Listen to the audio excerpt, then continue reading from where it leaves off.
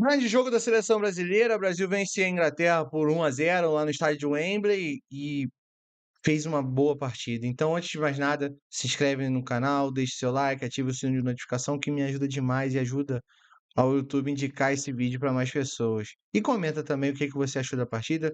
O interessante é a interação, tá? E me segue lá no Instagram, @futebolepitaco, que lá tem mais vídeos curtos de análises breves, resenha, tudo mais, você vê lá no Instagram. Então me segue que você já me ajuda demais.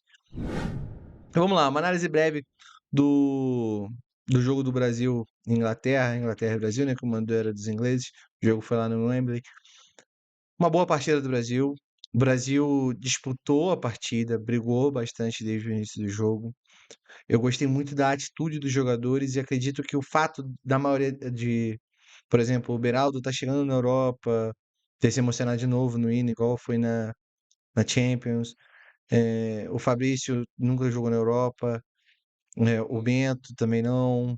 Eu acho que esses fatores não influenciaram no jogo, porque o Dorival tem seu mérito também, que ele é um bom gestor de grupo.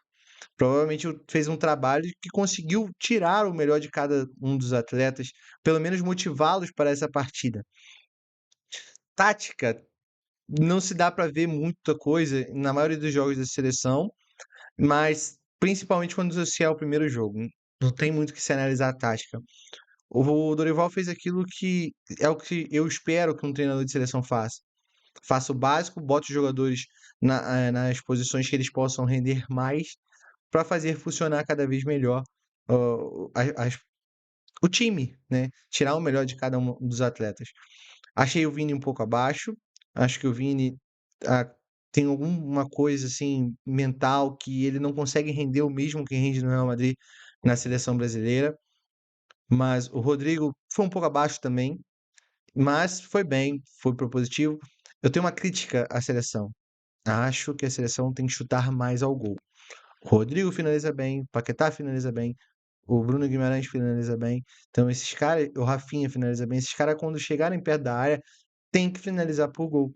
Nós não temos um centroavante, ou pelo menos a escalação inicial não tem um centroavante, se ficar jogando bola na área. Se ficar dando passe para um cara finalizar dentro da área. Nós não temos esse jogador. Então precisamos finalizar mais de fora da área, porque vamos encontrar seleções, principalmente porque o Brasil, por característica, é um país de jogo de transição, jogo propositivo. Vamos encontrar seleções com bloco baixo, com a defesa bem postada dentro da área. Então vai ser difícil de entrar na área do adversário. Então precisamos finalizar de fora da área, que aí a gente cria mais chances de gol, testa mais o goleiro. Alguns scouts vão dizer que o chute de fora da área é a oportunidade de gol de menor probabilidade de sair um gol. Mas eu, particularmente, eu prefiro um time que chute do que aquele time que fica toca pro lado, pro outro, pro lado, pro outro, pro lado, pro outro e não entra dentro da área, não, ou fica tentando entrar dentro da área toda hora, mas não consegue porque a defesa tira.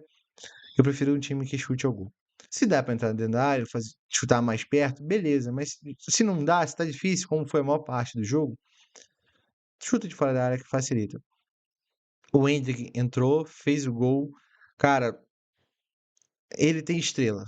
Eu particularmente não morro de amores pelo Endrick.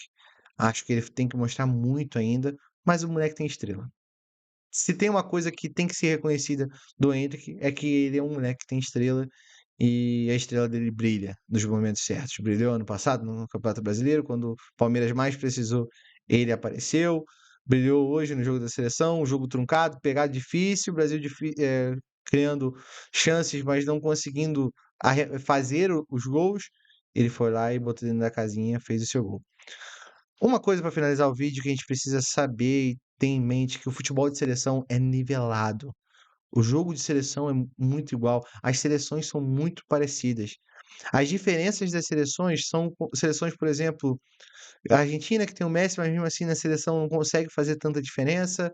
A França tem o Mbappé, que é um bom jogador, mas na seleção ainda não faz tanta diferença, mas mesmo assim conseguiu alguns resultados com a França, foi campeão da Copa do Mundo, foi para a final, poderia ter ganho da Argentina.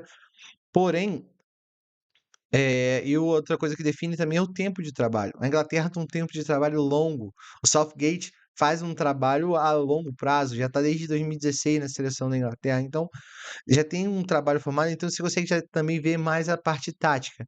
Essas coisas são as que diferenciam as seleções.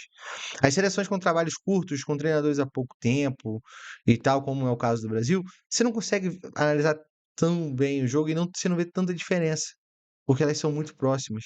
E esses caras jogam todos juntos, a maioria já se conhece, a maioria já conhece os esquemas táticos de cada uma das equipes, estudam, é muito estudado.